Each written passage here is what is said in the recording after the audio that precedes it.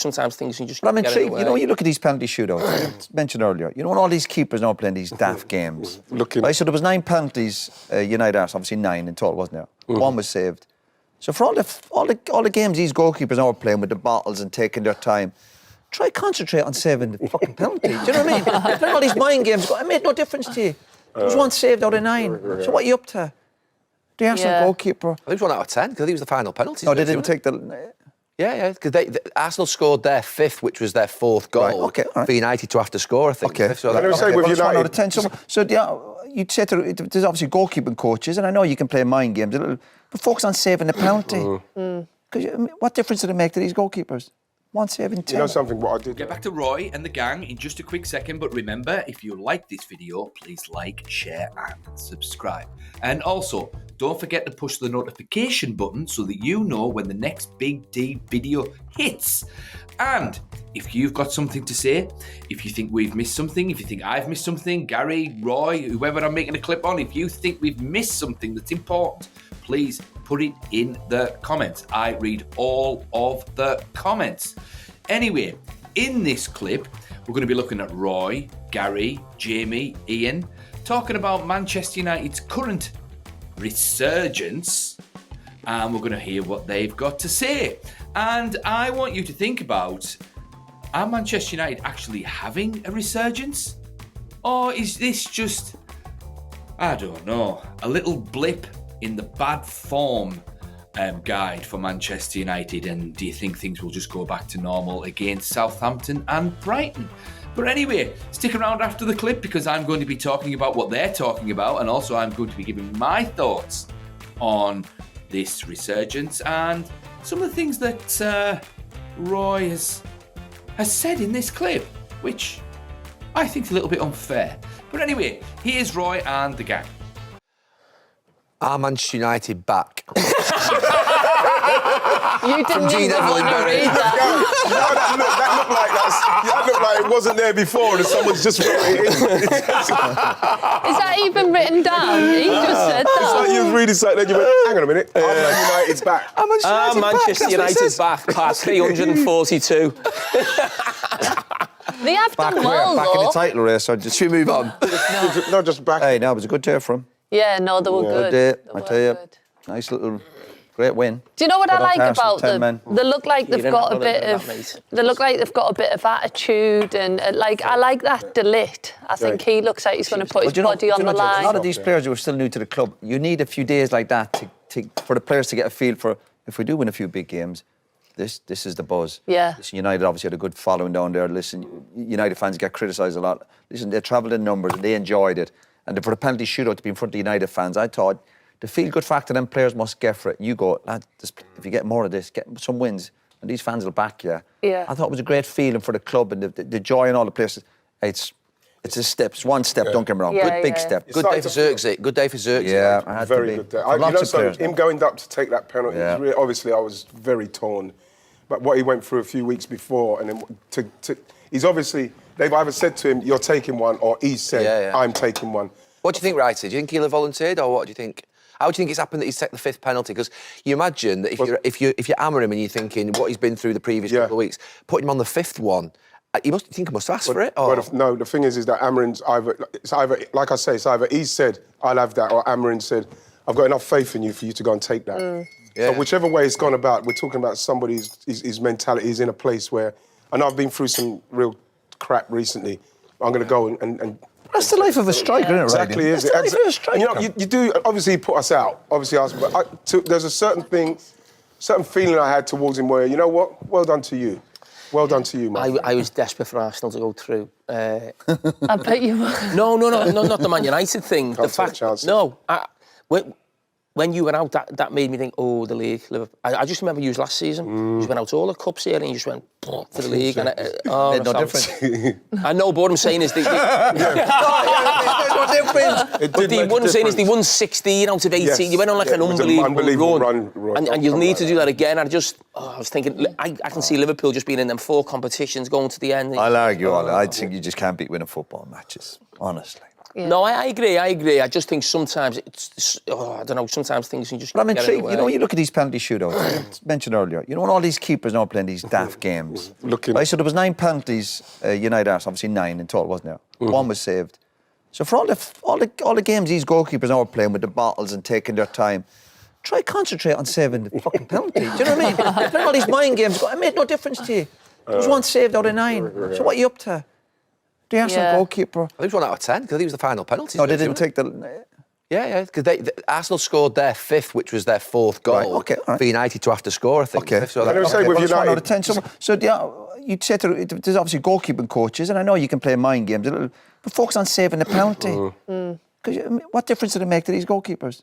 1 save in 10. You know something? What I did, what was evident with United, and we heard Amarin say it a few weeks.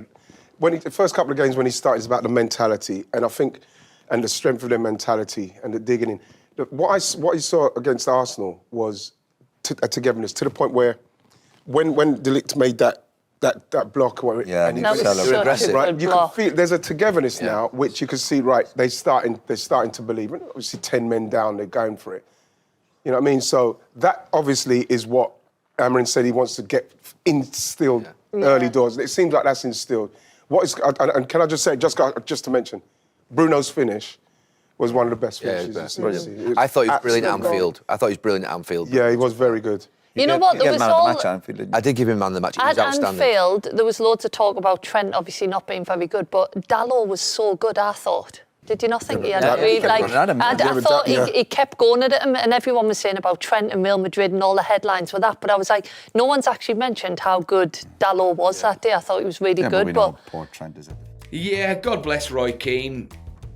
Roy Keane just can't stand goalkeepers, really. He does make an absolutely valid point there about sort of penalties and whatnot. You concentrate on saving the penalty. Absolutely. He's right.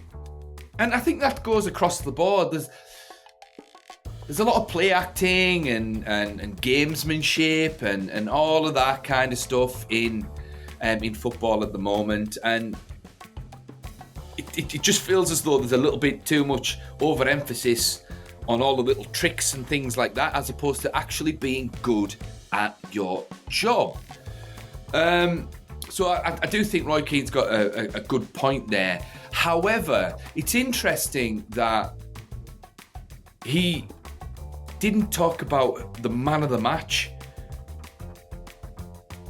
for the Arsenal game, the Man United Arsenal game, which, well, in fact, to be fair, none of them did. And that was the goalkeeper, Bayindir. He was absolutely fantastic. Why wasn't he mentioned? It was like watching David De Gea. It's like we'd signed David De Gea again. It was really weird watching him because his style was so similar to our former goalkeeper. It almost brought a tear to my eye because it's like, wow, we've got De Gea back. But they didn't even mention him, not once. In fact, all Roy Keane mentioned was, he was having a little moan about the goalkeeper, the Arsenal goalkeeper. And I just thought that was unfair, and I feel as though Bayindir deserves a little bit of recognition from these guys. But then again, what do you expect from Roy Keane when he says that Peter Schmeichel was overrated and he criticised David De Gea so much? I think he's just got something in for goalkeepers, Roy Keane, just generally speaking. But yeah, I wanted to flag that one up. And it's nice. It's nice to see Xerxes get a little bit of recognition from the gang there. But again, Roy Keane, straight away he's like, yeah, but that's the life of a striker. That's the life of a striker. That's it. Terrible Roy Keane impression. I do apologise. But what can you say? But he did say it was a good win for them. So that was nice. I mean, what must it have been like in the Manchester United dressing room when Roy Keane was captain? Did he ever give any recognition? Did he ever say to anyone? Good game. Well done. I don't know. I can't imagine it, really. I can't imagine it. I really can't. I mean, I remember watching a little clip online where he calls Ronaldo, like he swears at him, like Ronaldo's like 18, 19 or something like that, and he tries to do a little trick or something. and he misses the goal. The goal scored an opportunity, and he absolutely slaughters him on the pitch. I'm sure you've seen a viral reel about it on Insta or something like that. And he slaughters him, and Ronaldo's upset. But then the next time he scores a goal, and everyone's congratulating him because he does his job. He does what he's been told to do by Roy. And he's a little bit upset, and Rio Ferdinand's over there, and patting him on the back and all that good stuff. But Roy Keane's not there. He's not even saying, that's what I want. No, he's just... he's quick with the criticism, but he's not so quick with the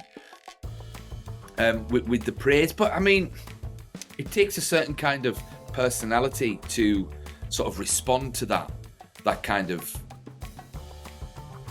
sort of man management, I suppose. And I suppose that's probably one of the reasons why Roy Keane didn't really make it as a manager long term anyway in today's game, because I think a lot of players need a lot of encouragement across the board in the current generation, and they're nowhere near as tough and mentally strong as they were in Roy's day. So fair enough.